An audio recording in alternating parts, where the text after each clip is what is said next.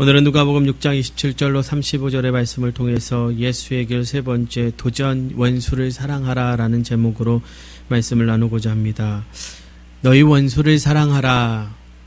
이 말씀이야말로 기독교 메시지에서 가장 핵심적인 부름일 것입니다. 또 이것은 신약이 정말로 새 것이라는 점과 정확히 맞닿아 있고 예수님을 통해서 역사 속에 뚫고 들어온 개념이며 그분이 우리 앞에 제시하는 도전이라 할 수 있습니다. 그런데 우리가 이 도전 앞에 설 때에 정확하게 사랑이 무엇인지에 대한 우리의 관점이 조금 빈약하고 왜곡되어져 있습니다. 그래서 원수를 사랑하려고 하는 그 원수를 향한 사랑을 논하려면 우리가 좀 대체적으로 어떻게 사랑해야 될지에 대해서 먼저 좀 생각해 볼 필요가 있는 것이죠. 여러분, 사람들이 살아가는 모습을 들여다보면 우리 안에 엄청나게 많은 욕구가 도사리고 있음을 깨닫게 됩니다. 우리에게는 다른 사람들에게서 사랑받으려는 하는 욕구가 있습니다. 영향력, 권력과 성공을 얻으려는 욕구도 있습니다. 우리 안에 이런 욕구들이 얼마나 강하며 집요한지 우리는 자신도 모르게 그것들의 노예가 되어 살아갑니다. 그래서 욕구를 쫓아가다 보면 그 삶이 아주 비참하게 되어지는 경우를 우리가 보지 않습니까? 더욱이 욕구가 채워지자마자 어떻습니까? 또 다른 욕구가 고개를 듭니다. 예를 들면 이런 거죠. 식탐이 많으신 분들 어떻습니까? 아침 식사를 딱 하고 나면 그 다음에 점심을 뭐 먹지? 이렇게 말하는 경우도 있습니다. 또 어떻습니까? 누군가에게 칭찬을 받는 순간에 야, 저 사람이 정말로 나를 칭찬해 주는가 하는 생각과 동시에 더 칭찬받고 싶어하는 마음이 고개를 들게 되어 있습니다. 더 그것에 부응하기 위해서 노력합니다. 공들여 쌓아온 것을 잃을까봐 두려워합니다. 잘 보십시오. 우리는 때로 자기 분야에서 최고의 자리에 오른 사람들이 자살하는 소식을 듣기도 합니다. 그럼 어떤 생각이 듭니까? 보통 사람은 가질 수 없는 부와 명예를 다 가졌건만 무엇 때문에 그런 선택을 내린 걸까 하고 의문을 가지게 됩니다. 그들은요, 삶의 극심한 긴장감을 감당하지 못하게 되어서 그런 결정을 하게 된 것입니다. 인간의 욕구는 엄청납니다. 세상에서 애정의 욕구, 성공의 욕구에 잡힌 사람들이 널려 있습니다. 그들의 욕구는 놀랍도록 집요합니다. 우리는 왜 이러한 욕구에 시달리는 것일까? 도대체 이런 욕구는 어디에서 오는 것일까요? 욕구는 우리가 과거에 받았던 상처에서 비롯됩니다. 우리는 좀처럼 상처에서 자유롭지 못합니다. 상처 때문에 자주 자신의 가치를 의심하고 자신에게 회의가 듭니다. 나는 존재할 가치가 있을까? 나는 세상에 필요한 사람일까? 이런 내가 속할 만한 곳이 있을까? 이렇게는 아니더라도 우리는 어딘가에서 거절감을 느낍니다. 자신이 완전히 받아들여질 수 없다고 느낍니다. 그래서 우리는 주변 탓을 하게 됩니다. 예를 들면 이렇게 말합니다. 나에게 벌어진 일 때문에 너무 화가 나. 이런 상한 감정이 우리를 욕구에 찌들게 합니다. 내심 자격이 부족하다고 느끼기에 무슨 수술을 써서라도 괜찮다는 느낌에 도달하려 애씁니다. 그래서 사건이나 사람을 탓하지만 속으로는 이유가 따로 있음을 압니다.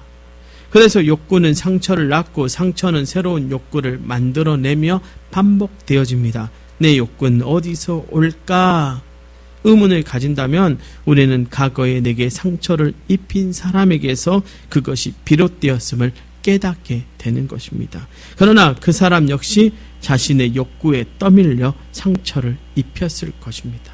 그렇다면 상처가 무엇인가? 거부당한 경험입니다. 충분히 사랑받지 못한 경험입니다. 상처받은 사람은 자신이 참으로 사랑받는 존재임을 마음 깊이 인정하지 않습니다. 예수님의 말씀은 바로 이러한 상태의 사람에게 직접적으로 다가옵니다. 그분은 사슬의 속박에서 우리를 해방시키려 하십니다. 우리를 해방시키려고 그분이 계시하신 사실이 있습니다. 우리는 타인을 사랑하거나 타인에게 사랑받기 전부터 이미 그분께 사랑받는 존재입니다. 예수님이 오셔서 우리에게 하나님의 처음 사랑을 계시하셨습니다. 그분의 사랑은 근원적인 사랑입니다. 우리는 이 처음 사랑을 다시 만나야 합니다. 이 사랑을 만나게 하려고 주님이 우리를 부르셨습니다. 그 처음 사랑은 우리에게 이렇게 말합니다. 내가 누구를 사랑하거나 누구에게 사랑받기 전부터 나는 너를 사랑했다. 너를 받아들였다. 너는 사랑받을 자격이 없는 존재가 아니다. 이 세상 그 누가 너를 어떻게 대하든 너는 사랑받는 존재다. 너는 내 사랑으로 태어났다. 내가 사랑으로 내게 숨결을 불어 넣었고 사랑의 말씀으로 너를 창조했기에 너는 내 사랑의 성육신이다. 내 안에는 미움도 없고 복수심도 없고 원한도 없다. 나는 너를 완전히 받아들인다. 나는 너를 사랑한다. 그러니 이 사랑을 믿을 수 있겠느냐? 이게 우리를 향한 예수님의 질문이고 물음이십니다. 그리고 사랑의 고백이십니다. 여러분이 근원적인 사랑은 근원적인 복입니다. 근원적인 사랑은 근원적인 수용입니다. 언제나 최초의 거절감을 말하기 전에 우리는 하나님의 근원적인 사랑에 대해서 말해야 합니다. 우리가 서로 사랑할 수 있음은 하나님의 사랑 때문입니다. 그 처음 사랑이 모든 창조적인 관계의 기초입니다. 우리가 서로에게 그리고 함께 세상으로 나가 전하려는 것도 바로 그 사랑입니다. 예수님께서 말씀하셨습니다. 내가 먼저 너희를 사랑하였으니 너희도 서로 사랑하라. 여러분, 영적인 삶의 전체는 그 처음 사랑에 접속되는 삶입니다.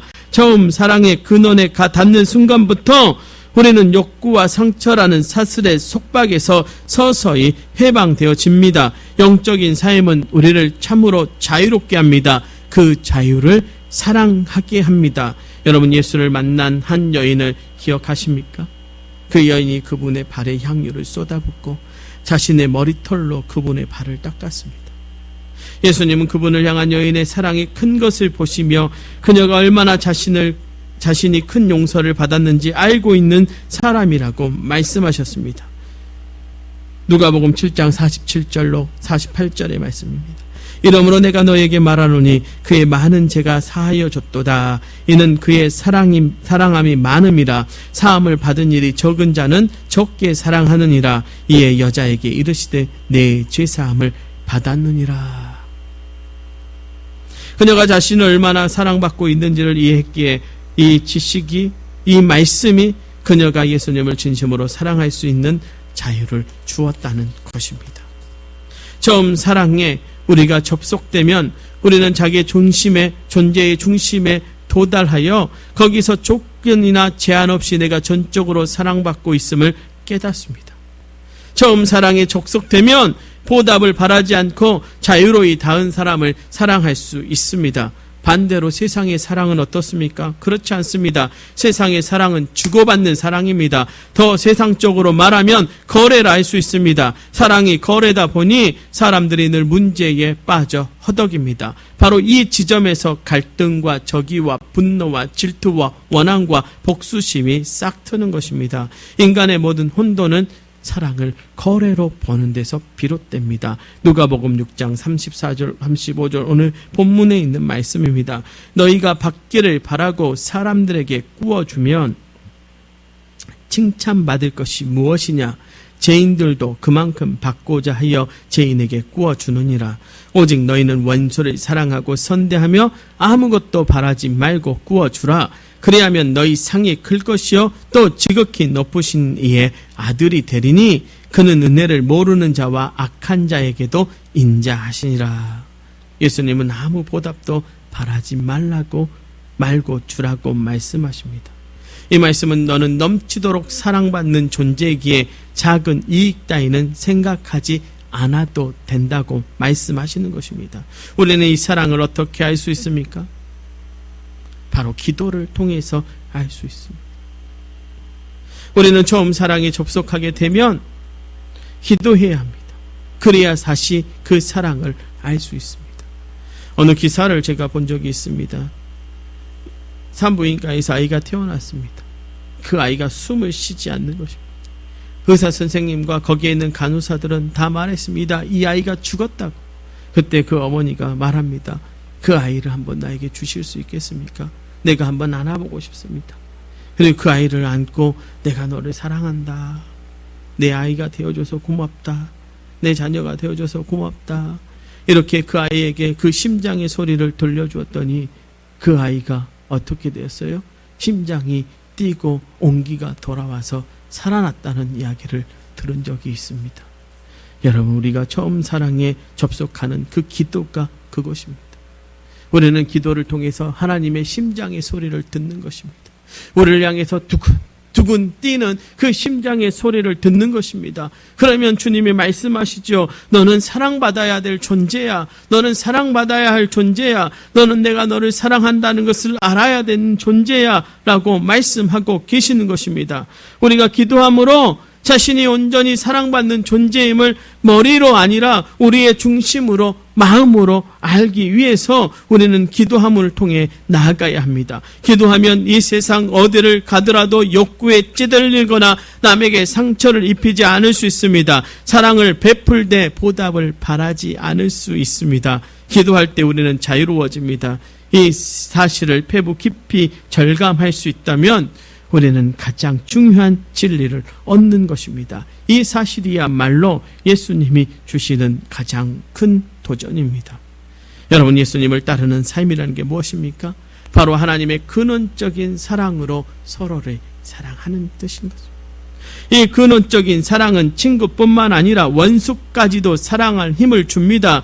여러분, 하나님의 사랑 덕분에 우리는 하늘에 계신 아버지의 아들이 되었습니다. 이 아버지는 어떤 분이십니까? 그 해를 악인과 선인에게 비추시며 비를 의로운 자와 불의한 자에게도 내려주시는 분이십니다. 그럼 하나님의 근원적인 사랑에 동참하려면 어떻게 해야 되는가? 타인을 향한 사랑, 하나님과의 관계에서 시작됨을 우리는 알아야 됩니다. 우리가 다른 사람을 사랑할 수 있음은 내 시면의 자아가 처음 사랑을 만났기 때문입니다. 여러분, 하나님의 사랑은 조건도 없고 한계도 없습니다. 우리는 관계를 맺을 때 상대도 그 처음 사랑으로 사랑받는 존재임을 인식해야 하는 것입니다. 그 처음 사랑이 경험되어지는 방식은 사람마다 다릅니다. 그래서 이 사랑을 우리는 불러 세상에서 하나님의 집, 새로운 공동체, 새로운 거처를 함께 지으라고 합니다. 그것이 바로 사람들과의 관계입니다. 가정이고 우정이고 공동체입니다. 사람들 사이에 참된 관계는 하나님을 가르쳐 보는 것입니다. 우정이든 이성 간의 사랑이든 공동체든 성경이 말하는 모든 관계란 구성원마다 자신이 그분의 사랑에 속해 있음을 깨닫는다는 뜻입니다. 하나님의 사랑은 각 개인이 품기에는 너무 큽니다. 그래서 함께 그 사랑을 향해 가르쳐 보이는 것입니다. 그 사랑을 향해서 함께 가는 것입니다. 여러분, 그 사랑 안에 우리가 함께 거하는 것입니다. 관계의 지향점은 우리 자신이 아니라 우리를 품으신 더 큰 사랑에 있음을 우리는 알게 되는 것입니다. 하나님은 우리를 이 세상에 그분의 사랑을 드러내는 통로로 삼으셨다는 것을 알아야 됩니다. 예수님이 계시해 주신 사랑, 인격제와 인격제의 관계이지 않습니까? 영어로 person입니다.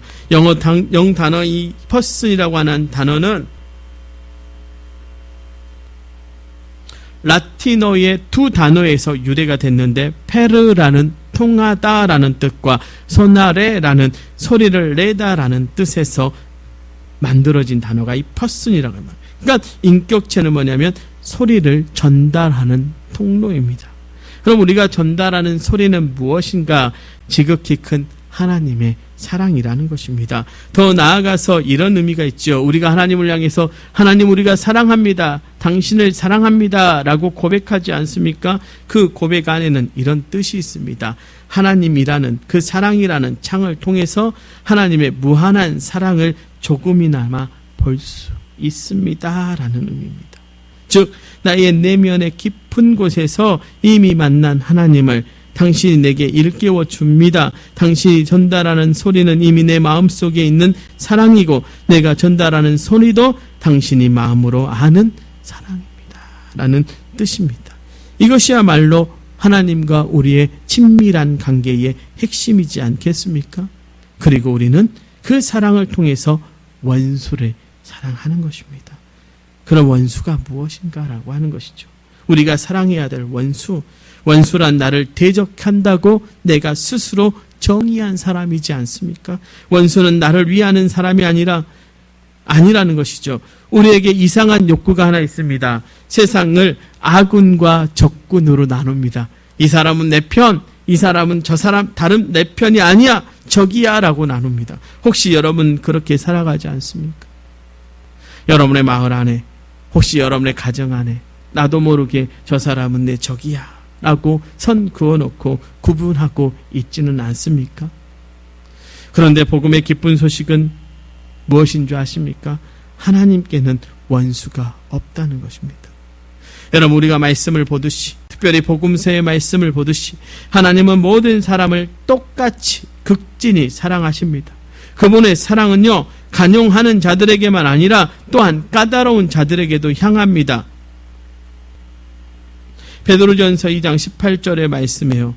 사단들아, 범사에 두려움으로 주인들에게 순종하되 선하고 간용하는 자들에게만 아니라 또한 까다로운 자들에게도 그리하라. 이렇게 우리에게 말씀하고 있습니다. 여러분, 아까도 말씀을 보았듯이 하나님은 비를 의로운 자나 불의한 자에게 내려주십니다.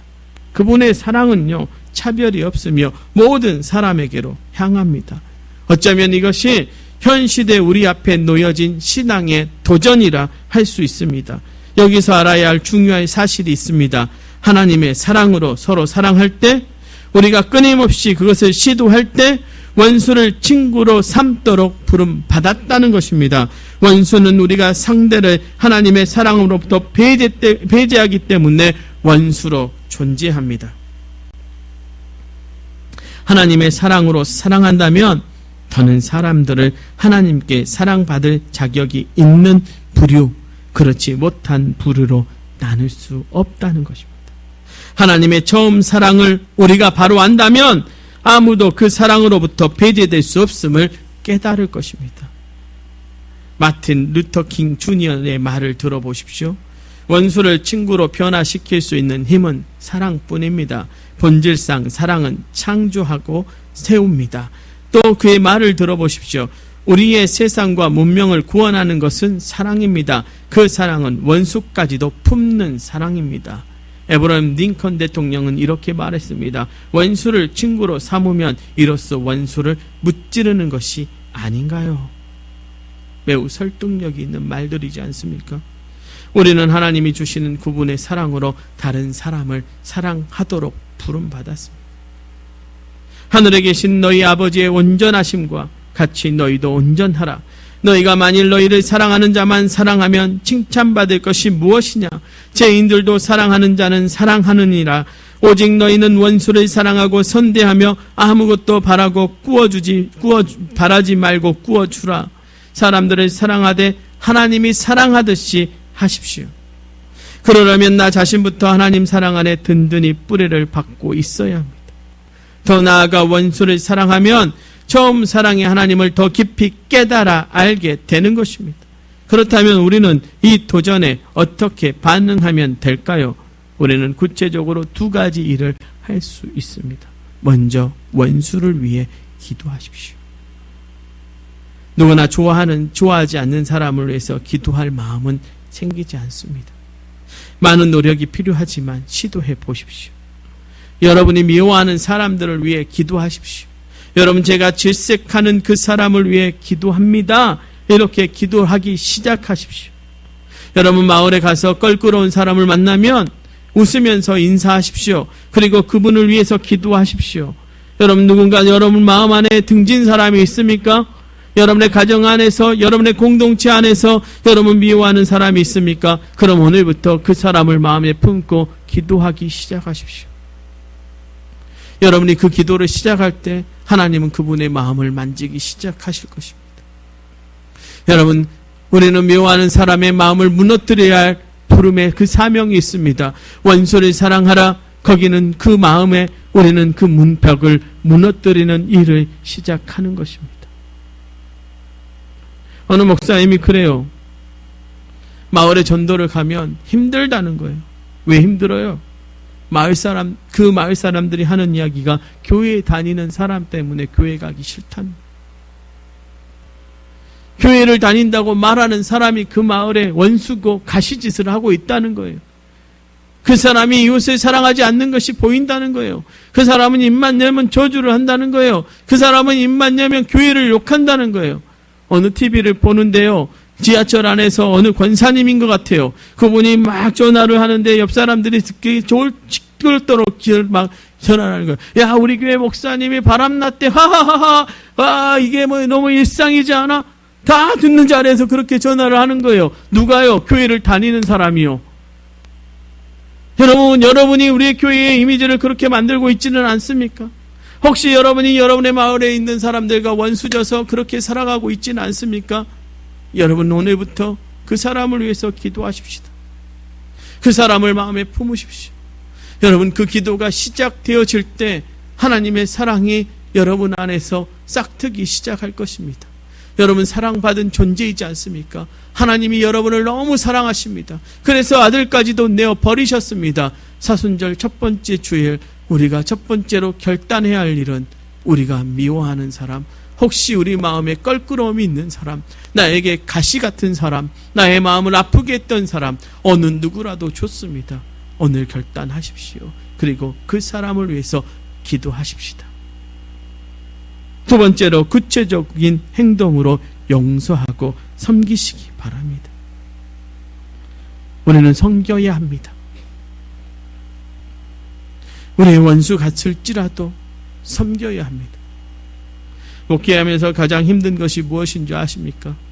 가시 같은 사람을 그 다음 주에 또 만나야 된다. 저희 아내는 잘 모르지만요, 저에게 별의별 소리를 다 했던 분들이 계셨습니다. 그분을 만나려면 일주일 동안 새벽마다 기도합니다. 주님, 제가 저 사람을 또 만나야 되는데 어떻게 해야 합니까? 어떻게 해야 합니까? 웃으면서 인사할 수 있을까요? 웃으면서 만날 수 있을까요? 제가 웃으면서 섬길 수 있을까요? 그렇게 일주일을 기도하고 그 다음 주에 만나면 그분은 저를 피해가려고 갑니다. 저는 달려갑니다. 그리고 와서 웃으면서 인사합니다. 잘 지내셨어요? 잘 지내셨죠? 감사합니다. 그때부터였는지도 모르겠습니다. 저는 전화하면 늘 마지막에 감사합니다 하고 전화를 하기 시작했습니다. 어느 목사님의 이야기를 들었습니다. 한 장로님과 마음이 틀어졌답니다. 그랬더니 목사님이 어떻게 하셨는가? 그 장로님 새벽 예배 가는 그 자리에 뒷자리에 가서 기도하기 시작했답니다. 소리내서 기도했답니다. 뭐 그 장로님 듣든지 말든지 그 장로님을 축복하면서 기도했다는 거예요. 그 섬김의 마음이 얼마나 간절했던지 그 장로님이 어느 날 선물을 보내면서 그 목사님께 그랬다는 거예요. 목사님, 제가 잘못했어요 라고 했다는 거예요. 여러분, 우리는 그렇게까지 제가 하라고 요구할 수는 없습니다. 그러나 여러분 혹시 여러분 마을에서 만나는 사람, 껄끄러운 사람, 여러분 주변에 가까운 곳에 껄끄러운 사람 있다면 얼굴에 미소 띄는 그 인사부터 시작하십시오. 그리고 여러분이 가지고 있는 조그마한 것부터 나누면 어떨까요? 그 나눔이 그 사람의 마음을 녹이지 않을까요? 오늘 우리 주님이 이렇게 말씀하지 않습니까? 오직 너희 원수를 사랑하고 선대하며 아무것도 바라지 말고 꾸어주라. 여러분, 사랑을 꾸어주는 겁니다. 우리가 하나님께 사랑을 받았으니 우리도 그 사랑을 꾸어주는 겁니다. 바라지 마시고 꾸어주다 보면 어느 날 섬기다 보면 어느 날 마음이 녹아져 있는 것이 여러분의 눈에 보이지 않겠습니까? 사랑하는 성도 여러분, 오늘부터 그것을 실천해 가십시다. 이제 말씀을 정리합니다. 어쩌면 우리는 신앙의 엄청난 도전 앞에 서 있는지도 모릅니다. 우리는 누구나 미워할 수도 있고요, 우리에게 원수 같은 사람도 있습니다. 그럼에도 오늘 예수님의 그 도전 앞에, 그 부름 앞에 서십시다. 그리고 그 사람을 위해서 기도하십시다. 그리고 그 사람 앞에 서서 웃으며 인사하고 그 사람에게 우리의 사랑을 전달해 주십시다. 우리도 그저 받았으니 우리도 그저 꾸어주는 마음으로라도 시작해 보십시다. 너희 원수를 사랑하라. 사순절 첫 번째 주일에 우리가 결단하고 나아가야 할 신앙의 도전이며 하나님의 부름일 줄 믿습니다. 오늘도 그렇게 살아가는 저와 여러분, 한 주간 여러분이 정말 미워하는 사람, 아니요, 여러분이 껄끄러운 그 사람을 위해서 기도하는 저와 여러분 되시기를 간절히 축원합니다. 기도하시겠습니다.